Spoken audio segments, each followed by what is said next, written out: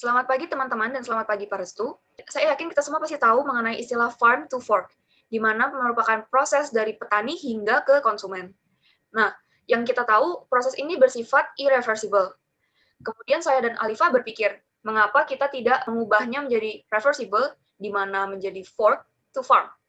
Hal ini dapat dibantu dengan bin atau compost bin yang akan dijelaskan pada slide berikutnya. Jadi, mengapa penelitian itu sangat penting? Jadi, urgensi dari penelitian kami saat ini adalah karena Indonesia merupakan urutan kedua dalam food waste di dunia, dengan total jumlah sampah di Indonesia yang akan mencapai 68 juta ton dan terjadi peningkatan mencapai 38 juta ton per tahunnya. Lalu juga karena terjadinya pencemaran air disebabkan air lindi bercampur dengan plastik. Lalu juga karena terjadinya emisi gas metana dari sampah organik yang membusuk, yang mana dapat merusak struktur dan komposisi tanah. Lalu, kami mengembangkan sebuah alat yang mampu memulai kebiasaan masyarakat Indonesia untuk memilah dan mendaur ulang sampah organik dan anorganik di rumah masing-masing, dengan pengoperasian yang mudah, menghemat waktu, ruang, dan biaya. Lalu Kobin ini juga dilengkapi dengan beberapa instrumen yang mempermudah proses pemilahan dan proses daur ulang dari beberapa jenis sampah yang ada. Lalu kemudian untuk tujuan penelitian kami ini sendiri adalah yang pertama untuk membuat alat yang mampu mendaur ulang sampah organik menjadi kompos dan sampah plastik menjadi barang yang dapat dimanfaatkan kembali. Lalu yang kedua untuk meneliti efektivitas dari daur ulang limbah organik dan anorganik pada tempat sampah rancangan sederhana. Lalu yang ketiga untuk mengurangi penumpukan sampah dan meningkatkan kebiasaan mendaur ulang sampah dimulai dari lingkungan yang terkecil. Lalu yang terakhir adalah meningkatkan kesadaran masyarakat Indonesia untuk memilah sampah yang ada di lingkungan. Kemudian selanjutnya adalah pengertian dari jenis sampah organik dan anorganik. Jadi, menurut Sucipto, perbedaan sampah organik dan sampah anorganik adalah jika sampah organik bersifat biodegradable. Contoh dari sampah organik sendiri yaitu adalah limbah dapur, sisa-sisa makanan tepung, sayuran, kulit buah, daun, ranting, tisu kardus, kuku, dan rambut manusia. Lalu untuk anorganik sendiri, merupakan sampah yang dihasilkan dari bahan-bahan non-hayati sehingga tidak dapat diurai oleh mikroorganisme atau dapat terurai namun dalam waktu yang sangat lama. Contoh dari sampah anorganik sendiri adalah sampah logam, produk olahannya, sampah plastik, sampah kaca, keramik, dan sampah deterjen. Lalu yang selanjutnya adalah untuk prinsip composting sendiri. Ada 4 komponen penting dari proses composting ini, yaitu adalah unsur karbon, unsur nitrogen, oksigen, lalu juga ada air. Untuk unsur karbon sendiri merupakan sumber energi yang mana merupakan komponen dasar yang membangun 50% biomasa mikroorganisme. Dapat juga disebut dengan komponen Browns. Lalu untuk unsur nitrogen sendiri merupakan komponen dasar pembentuk protein, asam nukleat, enzim, dan koenzim, yang mana penting untuk pertumbuhan dan pertumbuhan fungsi sel. Komponen ini dapat disebut juga dengan komponen green.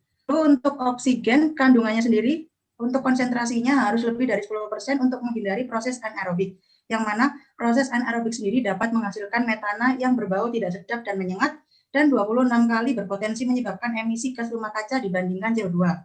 Lalu untuk komponen air, dibutuhkan 50 hingga 60% dari berat total pupuk kompos,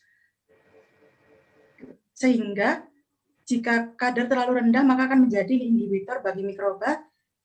Lalu jika kadar terlalu tinggi, udara sulit masuk dan lingkungan menjadi anaerobik. Selanjutnya adalah proses composting menurut Ring. Perlu dipersiapkan 4 bahan mentah, yaitu berupa bahan organik, karbon, energi kimia, protein, dan nitrogen, lalu bahan mineral termasuk nitrogen dan nutrien lain, lalu air, juga mikroorganisme.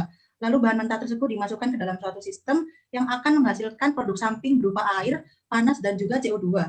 Lalu pada sistem ini tadi bahan mentah diproses dengan bantuan O2 sehingga akan menghasilkan pupuk kompos dengan kandungan bahan organik seperti karbon, energi kimia, protein, nitrogen, humus, mineral, air, dan juga mikroorganisme.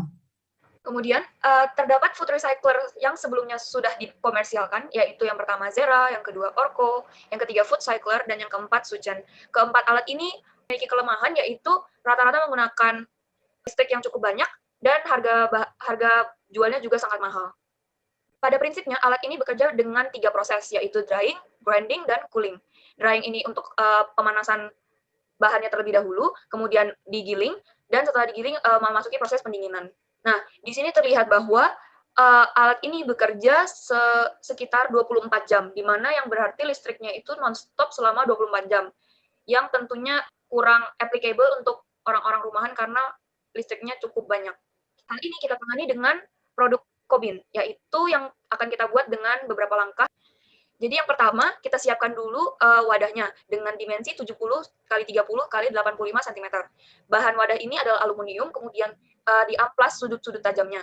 Kemudian yang kedua, kita beri sekat di tengahnya dengan masing-masing 35 cm, di mana sebelah kiri untuk anorganik dan sebelah kanan untuk organik. Kemudian untuk desain ruang sebelah kanan yang untuk organik, jadi di situ kita pertama berikan wadah di bagian bawahnya yang berukuran 35 kali 29 kali 29 cm, dan di bawahnya dilengkapi dengan tray yang bolong-bolong yang fungsinya untuk menyaring air lindi yang dihasilkan dari hasil penggilingan tersebut. Kemudian juga ada shredder seperti pada gambar yang berbahan stainless steel dan juga dilengkapi dengan mika akrilik yang dilengkapi dengan pegangan juga dan bawahnya itu bolong.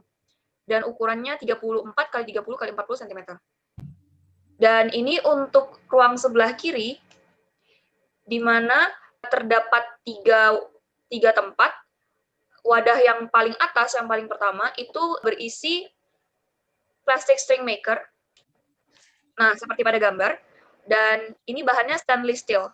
Kemudian laci nomor 2 itu merupakan tempat untuk tutup botol, dan laci yang paling bawah itu merupakan tempat pemotongan botol, di mana dilengkapi dengan pisau pemotong di atasnya, dan ada 3 wadah untuk botol yang memiliki ukurannya masing-masing, di mana untuk botol berukuran kecil itu 250 ml, ukuran sedang 600 ml, dan untuk ukuran besar itu 1500 ml.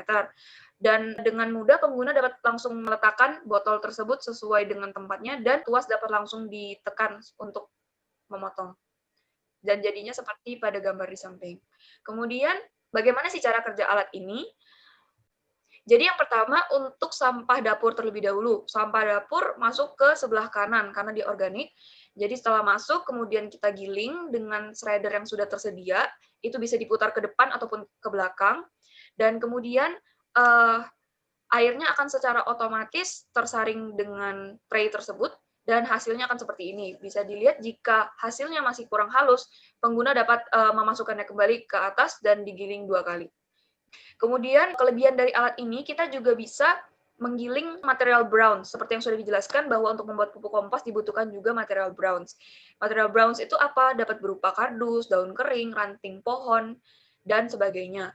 Dapat langsung dimasukkan dan digiling seperti cara sebelumnya. Dan outputnya bisa terlihat seperti pada gambar. Kemudian setelah kita mendapatkan 2 materi brown dan green tersebut, maka kita dapat langsung membuat kompos, di mana kedua material tersebut disusun secara berselang-seling, kemudian kita beri kelembapan secara berkala dengan cara menyiraminya, kemudian kita melakukan pembalikan untuk menyediakan aerasi supaya terdapat udara, kemudian dibiarkan fermentasi sehingga tercipta pupuk kompos yang dapat langsung dipakai. Namun, sayangnya composting ini memiliki beberapa kelemahan, yaitu tidak dapat digunakan untuk produk hewani, misalnya susu, keju, kemudian daging, itu tidak bisa. Kemudian untuk makanan berlemak atau yang mengandung minyak, makanan sisa, terus makanan terproses, padi-padian termasuk beras, nasi, dan yang terakhir itu kulit citrus dari jeruk atau lemon. Hal ini dikarenakan dia dapat membunuh mikroorganisme yang aktif. Kemudian alasan lainnya itu dapat mengundang hewan pengerat, menimbulkan bau tidak sedap, dan menumbuhkan bakteri yang tidak diinginkan. Nah, untuk sebelah kirinya, untuk sampah anorganik, itu bisa hanya ditampung saja, atau juga bisa dijadikan sebagai tali plastik. Jadi, pada step pertamanya, kita masukkan ke laci yang paling bawah dulu, untuk dipotong. Setelah dipotong sesuai dengan ukuran yang diinginkan, kemudian potongan tersebut kita masukkan ke laci yang atas, ya. Jadi kita tancapkan pada alat tersebut, kemudian kita putar rotor yang di samping itu.